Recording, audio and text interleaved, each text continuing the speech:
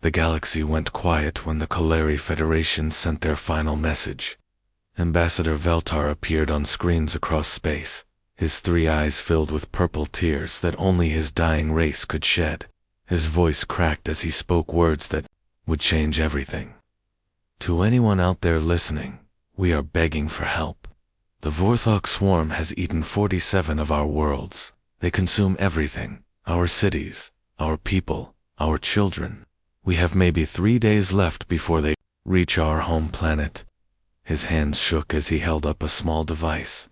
We offer our most precious technologies to whoever can save us. Please, we don't want to die alone in the dark. Captain Jiho Park was drinking his morning coffee at the Terran listening post when the message came through. He had been monitoring deep space for years, hoping to catch humanity's first contact with aliens. But this wasn't the peaceful greeting he had imagined. The computer struggled to translate the alien words, but fear needed no translation. Jiho's hands moved quickly across his controls. Within minutes, the message was racing toward Earth Command at light speed. He knew this would change humanity forever. On Earth, the emergency session of the Terran Council was chaos. Representatives argued loudly, while Ambassador Veltar's desperate face played on repeat on the main screen. Some wanted to ignore the message. Others worried it was a trap. Admiral So Young Lim stood up slowly, her uniform crisp and her expression serious. The room fell silent as she spoke. Look at that alien's face. That's real terror. Real desperation. They're facing complete extinction, and they're asking us for help. Counselor Martinez slammed his hand on the table. We don't know anything about galactic politics. That message came from a sector marked as Deathworld Quarantine Zone. There might be good reasons why that area is avoided. So Young's smile was cold as winter. Counselor, we are the Deathworld. Earth created us to survive things that would kill most other species. We've survived ice ages, asteroid impacts, plagues, and wars.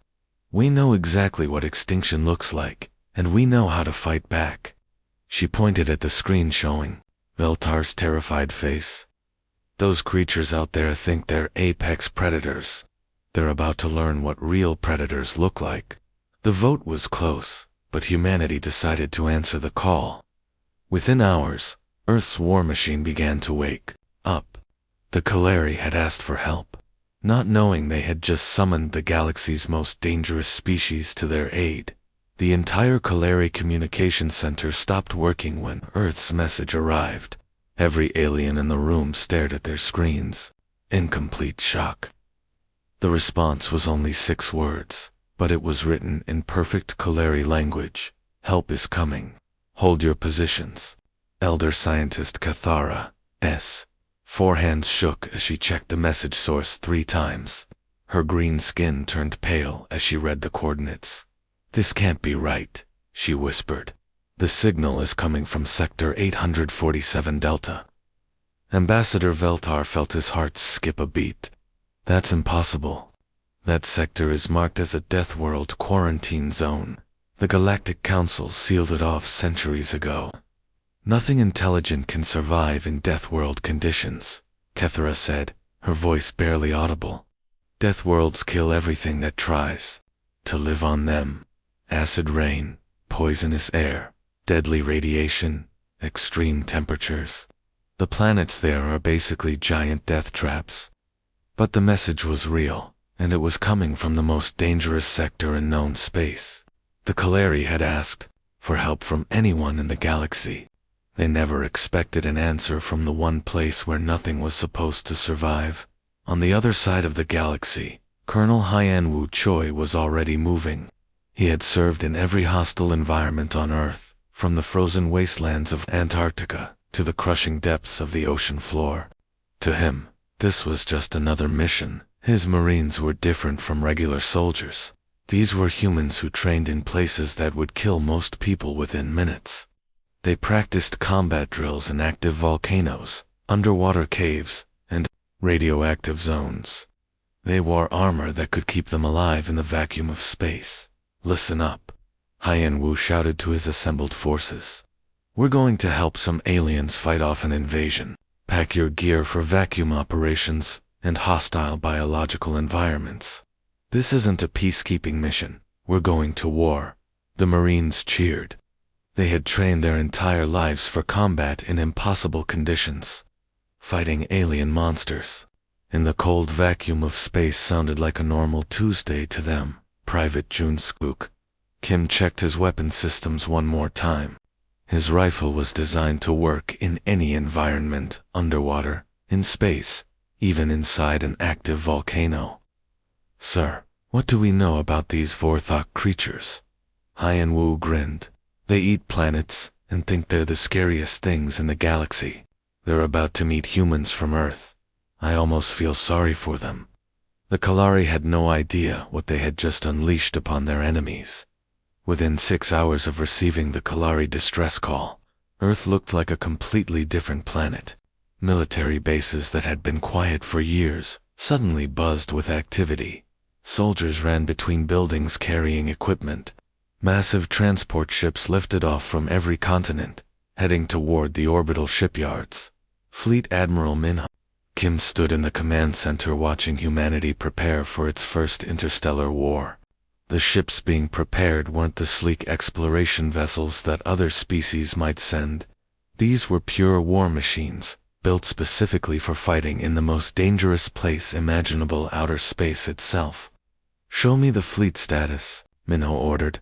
The massive display screen lit up with dozens of ship icons.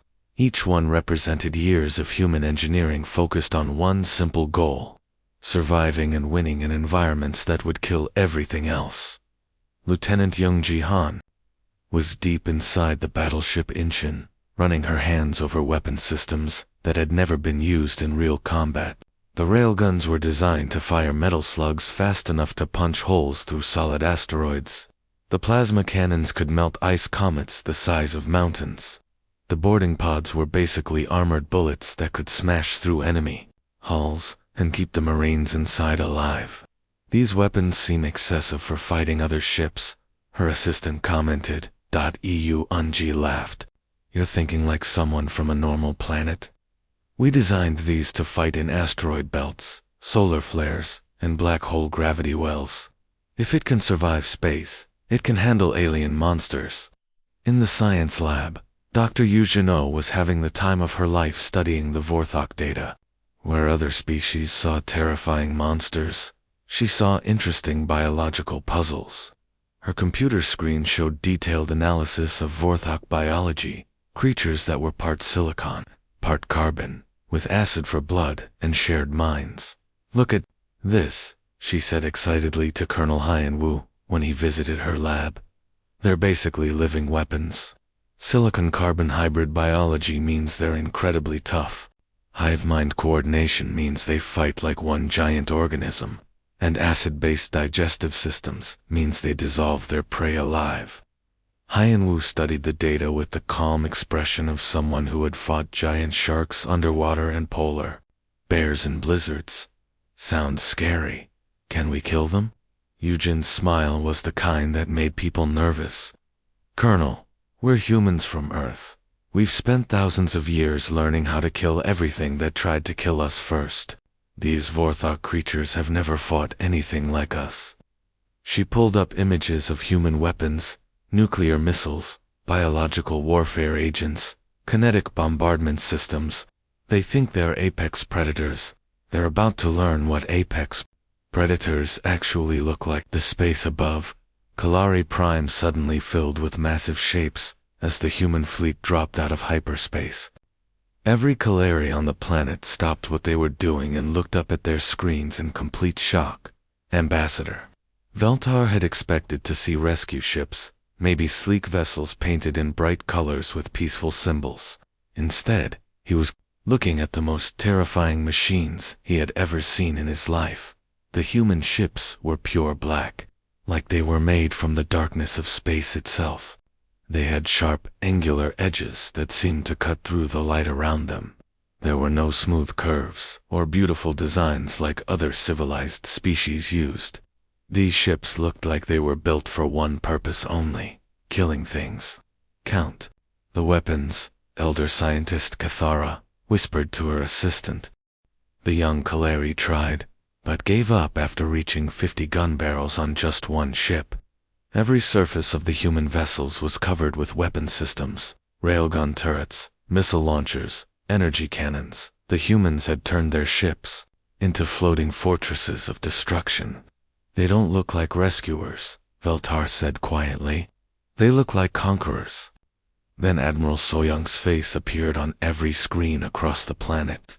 The Kaleri had never seen a human before, and what they saw made their blood run cold. She was wearing full combat armor even though she was standing on her own ship's bridge.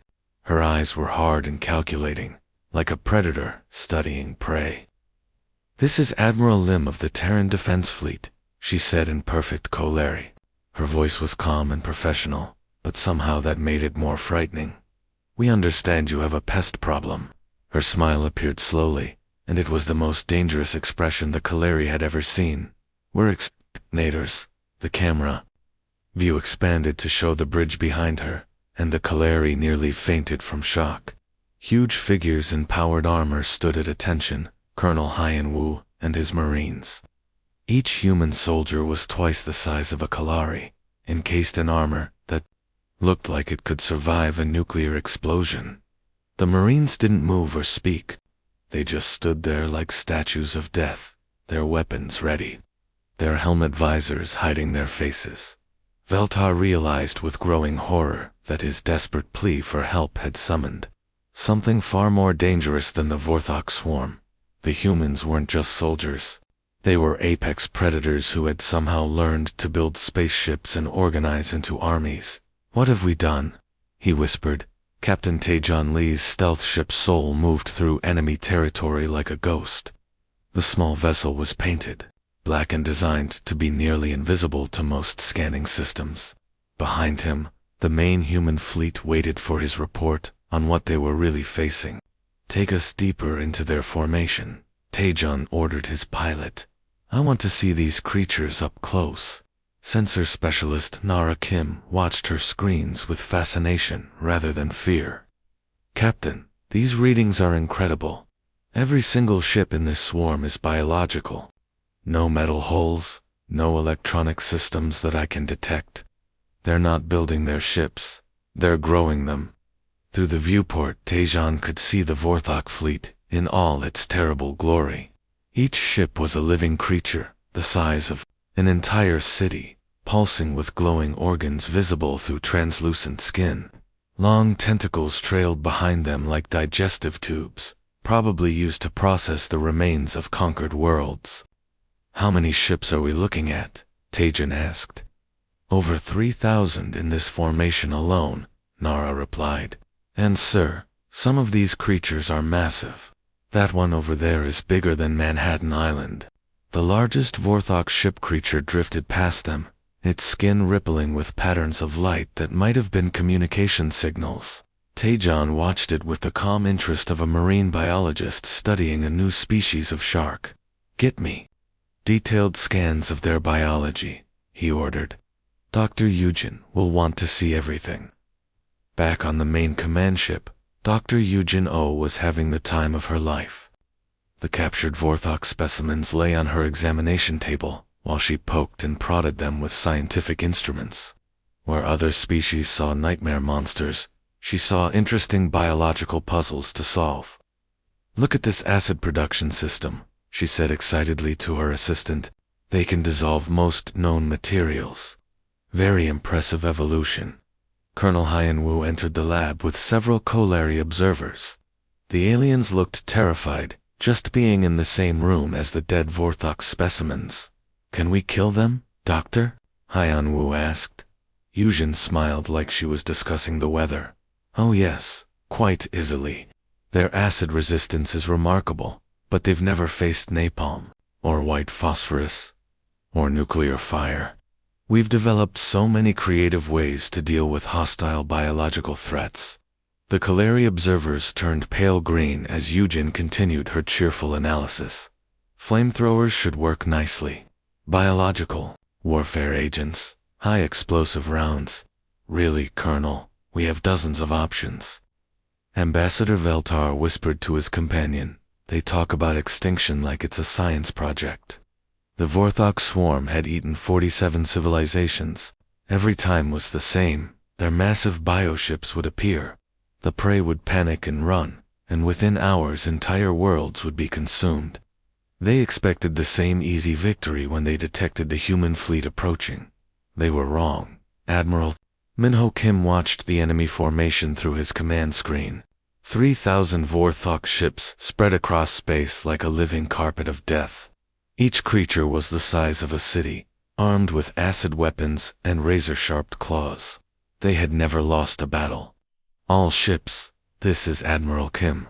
Show these monsters what Earth teaches its children about fighting for survival. The battle lasted exactly 14 minutes. The Vorthok charged forward, expecting terrified prey. Instead, they met weapons fire that turned space itself into a hellstorm. The human ships moved like they were dancing, using tactics learned from fighting in Earth's asteroid belts and radiation storms. Target their neural clusters, Admiral Soyoung commanded from the bridge of the battleship Busan, through her viewport. She could see the massive Vorthok queen form approaching a creature the size of a small moon. Covered in weapons and armor, Youngji, give me a full spread on that queen form, Soyoung ordered. Lieutenant Youngji Han's fingers danced across her controls. Plasma cannons ready, Admiral. The cannons fired with the power of miniature stars. The superheated plasma hit the queen form at temperatures hot enough to melt steel instantly. The massive creature's scream echoed across space as its living armor boiled away. Meanwhile, railgun rounds shot through space faster than meteors. The metal slugs punched through Vorthok armor like it was made of paper, each impact creating explosions that could be seen from planets away. But the real shock came when Colonel Hyanwoo's Marines began boarding operations. The humans didn't just fight the Vorthok ships from the outside. They went inside them. The boarding pods smashed through living holes like bullets, and armored Marines poured out into environments that would kill most species instantly. The Vorthok ships were filled with acid that could dissolve metal, but human armor was designed for much worse conditions. Contact left, Hyanwoo shouted, as a Vorthok warrior charged through the acidic corridors. His rifle fired depleted uranium, rounds that tore through the creature's carapace like tissue paper. The Vorthok warrior had never experienced fear before. It was used to prey that died just from seeing it. But these humans moved through its ship's digestive chambers like they owned the place, their weapons spitting death with mechanical precision. In 14 minutes, humanity announced its arrival to the galaxy. The Vorthok Queen Mother had lived for over 10,000 years. She was older than most civilizations, larger than Earth's moon, and had personally devoured hundreds of worlds. Her massive body floated in the darkness of space, covered in armor that had never been scratched by enemy weapons. For the first time in millennia, she felt something she had forgotten existed: fear. Her children were dying. The smaller Vorthok ships that made up her swarm were being destroyed faster than she could count. These strange new creatures from the Deathworld were fighting back with weapons she had never seen before, tactics she couldn't understand. Admiral Soyoung stood on the bridge of her flagship, staring through the reinforced viewport at the most terrifying creature humanity had ever encountered. The Queen Mother was so massive that her tentacles stretched across space like living mountains. Her skin pulsed with bioluminescent patterns that hurt to look at directly. All ships, this is Admiral Lim, Soyoung announced over the fleet communication system. Her voice was calm and steady, even though she was about to order an attack on something the size of a small planet. Today, we write the first chapter of humanity's place in the galaxy. Make it count. The human fleet moved with perfect coordination. Every ship had a specific target. Every weapon had been calculated for maximum effect. This wasn't just a battle. It was a surgical operation designed to kill something that had lived since before human civilization began. Nuclear torpedoes launched from a dozen ships simultaneously. Each warhead carried enough destructive power to level entire cities back on Earth. They streaked through space like falling stars, finding their targets in the Queen Mother's vital organs with deadly precision. Captain Tachone's Corvette squadron danced between the creature's massive thrashing tentacles, delivering surgical strikes to nerve clusters that Dr. Eugen had identified as critical weakness points. The small, fast ships moved like fighter jets, dodging acid sprays and claw swipes that could have destroyed larger vessels. From the safety of the science vessel, Daegu, Dr. Eugen watched the battle with the fascination of a researcher studying the ultimate biological specimen. Magnificent, she whispered to her recording equipment. Even facing extinction, she's fighting to the very end. The Queen Mother's death took 3 agonizing minutes. Her psychic scream, when she finally died, was so powerful it could be felt across 12 star systems. Every remaining Vorthok creature in the galaxies suddenly stopped moving. Their shared consciousness shattered like glass in one moment. The swarm that had terrorized the galaxy for centuries simply ceased to exist. The silence that followed the Queen Mother's death was unlike anything the galaxy had ever experienced. Across 12 star systems, Vorthok creatures that had been moving with deadly purpose suddenly stopped. Without their shared consciousness, they drifted through space like empty shells, their terrible intelligence gone forever. Colonel Hyen-Woo led the cleanup operations, taking his Marines through the abandoned Vorthok bioships to search for survivors. What they found inside those living vessels would haunt even these battle-hardened soldiers for the rest of their lives. The Vorthok had been thorough in their destruction. Entire civilizations had been reduced to nothing more than protein paste, stored in organic containers. Worlds that had once held billions of people were now empty rocks, strip-mined of every biological material the swarm could use. "Any survivors?" Admiral Soyoung asked, when Hyen-Woo reported back. The colonel's face was grim as he shook his head. "None. They didn't just kill these people, they processed them like food, turned everything living into raw materials for their ship's Private Junsku Kim, who had seen combat in Earth's most hostile environments, threw up after exploring one of the processing chambers. Sir, there are children's toys floating in the digestive pools. They ate entire families." Back on Kaleri Prime, Ambassador Veltar stood before the human command staff with an expression that mixed gratitude with terror. His species' greatest scientists had spent weeks studying human tactics, technology, and behavior. What they discovered changed their understanding of life in the universe. "We need to apologize," Veltar said, his 3 eyes fixed on Admiral Soyoung. "When we first saw your ships, we thought you were monsters coming to conquer us." He gestured to a holographic display showing human combat footage. "But we understand now. You didn't become killers because your world made you evil. You became killers because nothing else could survive on your planet. Every single human is what we would call a super soldier." The Kaleri scientists had run the calculations. Humans lived on a world with gravity that would crush most species. They breathed an atmosphere so corrosive it would kill other life forms. Their planet was constantly bombarded by radiation that would sterilize other worlds. Earthquakes, volcanoes, hurricanes, ice ages. Earth was a training ground for apex predators. Admiral Soyoung listened to the ambassador's speech and simply shrugged. "We're just people, Ambassador. We do what's necessary to protect what we care about." That casual response terrified the aliens more than any threat could have. 6 months after the Vorthok Queen Mother's death, the galaxy looked completely different. The Terran embassy station hung in orbit above Kaleri Prime like a massive metal city. Its docking bays constantly busy with ships from every corner of known space. Captain Jiho Park, now Commodore Jiho Park, sat in his office reviewing the day's requests for human assistance. His desk was covered with data tablets, each one representing a species in desperate need of help. The irony wasn't lost on him. 6 months ago, humanity had been completely unknown to the galaxy. Now, They were the first ones everyone called when things went wrong. The Nexari Republic is having trouble with space pirates, he muttered, reading through the reports. The Theli Confederation has a planet-killer asteroid heading for their homeworld. The Vegan Trade Union wants escort services through hostile space. His assistant, a young Kaleri named Zethic, looked up from her workstation. Commodore, we also have requests from the Ixaran Empire about a plague outbreak, and the Stellar Commonwealth needs help with a rebel uprising. Jiho rubbed his temples. Every day brought new crises, new species begging for human intervention. The galaxy had learned a simple truth. When civilized species faced extinction, they called the humans.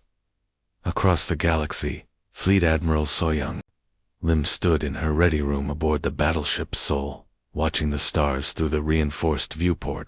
Her fleet had grown from the original 30 ships to 12 full battle groups, over 400 vessels, patrolling space lanes and responding to emergencies. Each ship was crewed by humans, who had trained in Earth's most hostile environments. For them, fighting alien monsters in the vacuum of space was just another day at work. They handled radiation storms, asteroid fields, and hostile alien encounters with the same casual professionalism that their ancestors had used to survive ice ages and volcanic eruptions. Commander Dong Wu-yun entered with the latest intelligence reports. 3 new situations requiring our attention. Admiral, a hostile alien species threatening the Corvin sector, natural disasters in the Epsilon system, and some kind of existential threat near the galactic core. Soyoung smiled, an expression that somehow managed to be both warm and terrifying at the same time. Set course for the nearest crisis, Commander. We have work to do. Throughout the galaxy, humanity's fleets moved like antibodies through space, seeking out threats and eliminating them with deadly efficiency. They had become the immune system of civilization itself, protecting species that couldn't protect themselves. The galaxy had asked for help. They had received Deathworlders and a fleet. They were learning to be grateful for both.